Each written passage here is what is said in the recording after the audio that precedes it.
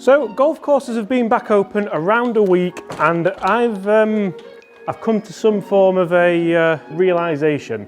Before I worry about what goes in here, I need to worry about what goes on there, or more specifically, there. Let's do it, and let's do it now.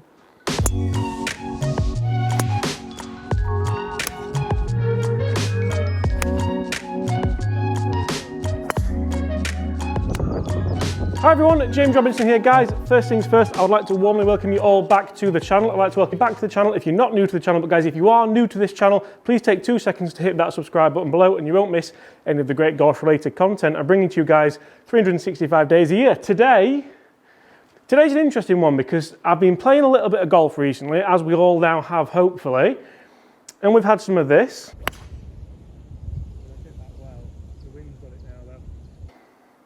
We've had some of this. Oh, James. Not there. We even had one of these. And that's a shank. First one of the year. So I've actually brought myself back a few steps and we're back in the studio. And you guys might want to do this as well. You don't have to be in a studio, you can do it on a driving range, you can do it on a practice area. But the great thing now in England is that golf facilities are mainly open, and hopefully from where you're watching, golf facilities are also open.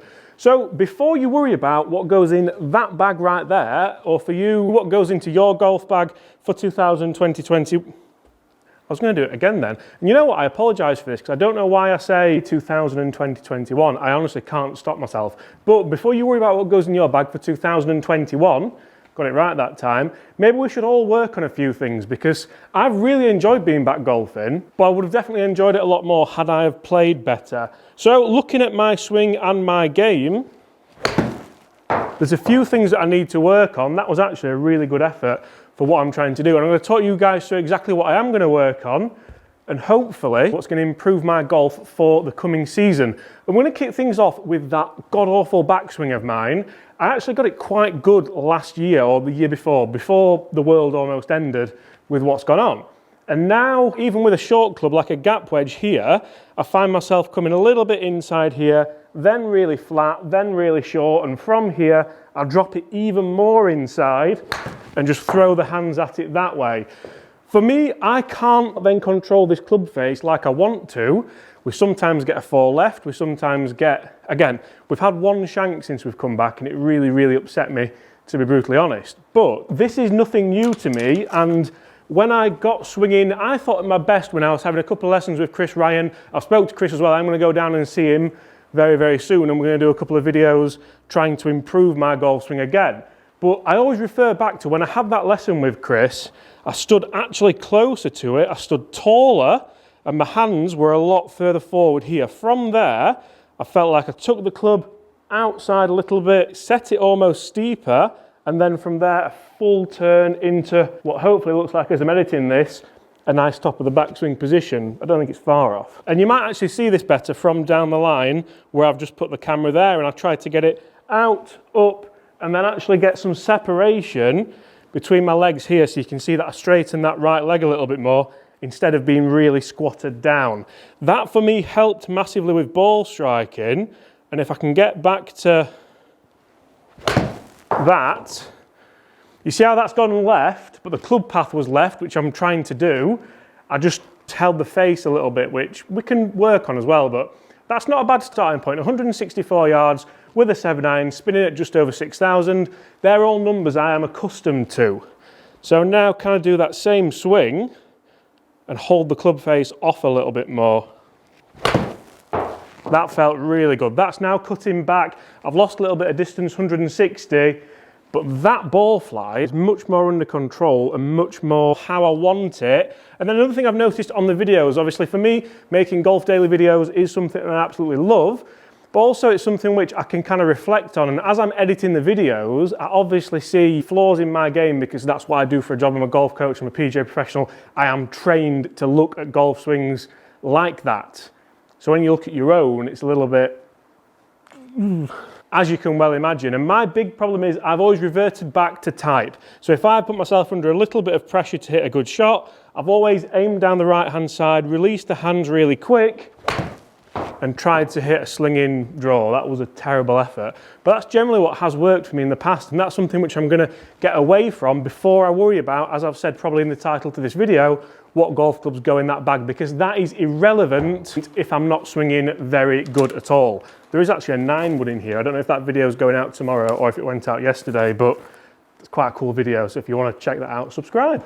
And it's funny, you know, because these videos often get really good views, they often get really good comments as well. You guys kind of like to see the journey that I'm going on with my golf game, which is often a long, winding, quite terrifying journey, which, to be honest, I've got no idea where we get off. But I do absolutely love documenting this so I can look back on it as well, and I'm almost regurgitating a lot of the information to you guys that I would want to tell myself. So James, get closer to it, get the handle higher. Also remember what Sinjin said as well, because that was a fantastic video. Make sure that I am pressuring that golf ball, make sure I'm trying to swing the handle left whilst the club head feels like it's going down the target line.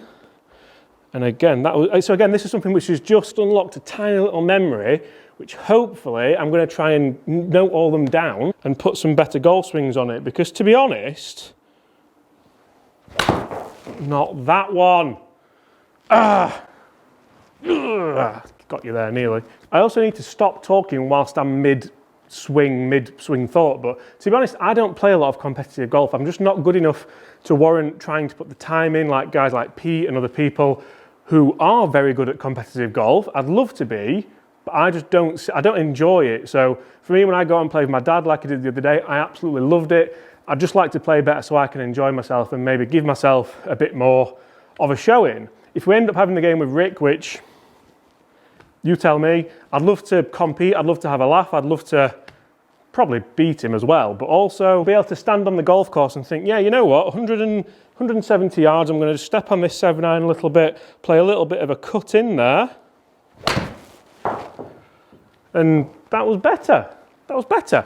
Moving on to the longer clubs, because this is where I often get myself in trouble. I'm okay hitting mid-irons like that, but all of a sudden, if I get a 3-wood out, and again, take no notice of what clubs are in the bag currently, because I'm going to try and get myself to a position where I feel comfortable playing, then test the clubs thoroughly to go in the bag. I'm really looking forward actually to getting out on the golf course and testing this year's array of drivers, because they're all, I think it's the strongest year of drivers we've had, probably ever.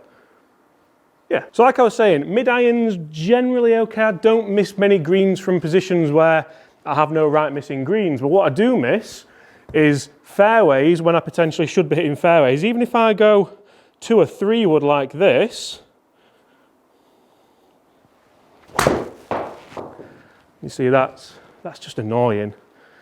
Like, why can't I play that fade that I was playing in Dubai so well? That was some of the best golf I've played in the last couple of years when I went out to Dubai with Gaz, and I literally just thought, you know what, I'm going to hit fades all week. And I did, and it was better. So James, that's another tick whilst you're editing, fades. Or fades, I don't know how you'd type it down, maybe on your phone. That was rubbish. Because generally when I hit a fade as well, I actually strike it a lot better. And for me, ball striking is a bit of an issue. See, I got the path right, just shut it again.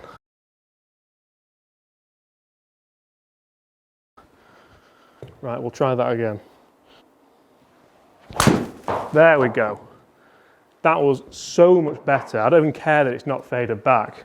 Well, I do a bit, but it was better. And you see, I'm talking to you about tee shots. So we've spoken 3-wood. Now driver is something which I kind of have a love-hate relationship with all drivers. I love to hit them, but I hate looking for the ball that I've probably lost. So again, I'm going to try and rein it in a little bit. I'm going to try and hit more fairways. I'm going to try and hit that fade that we spoke openly about for the last 6 months. And I do feel quite, to be honest, I feel quite content with the fact that I'm addressing the issues of hitting it all over the place, if that makes sense. I almost feel like I'm at an AA meeting, but to be fair, I think for me, I'm just that happy being back in the golf environment, playing golf outside, hitting balls, not just working, that I'm going to embrace it a little more. I've even, can't speak. I'm going to embrace it a little bit more. I even went on a run yesterday, and there's my time for anyone that cares. But even trying to lose a little bit of weight will help my golf swing. I know it will.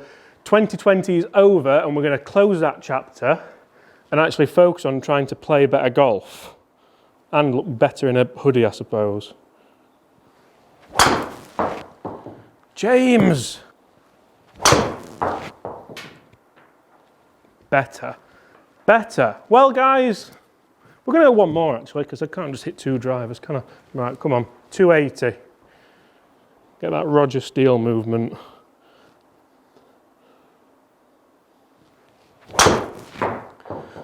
There we go. Well, you see, now that's the plan. So for anyone interested, what clubs are going to be going into my bag for 2020?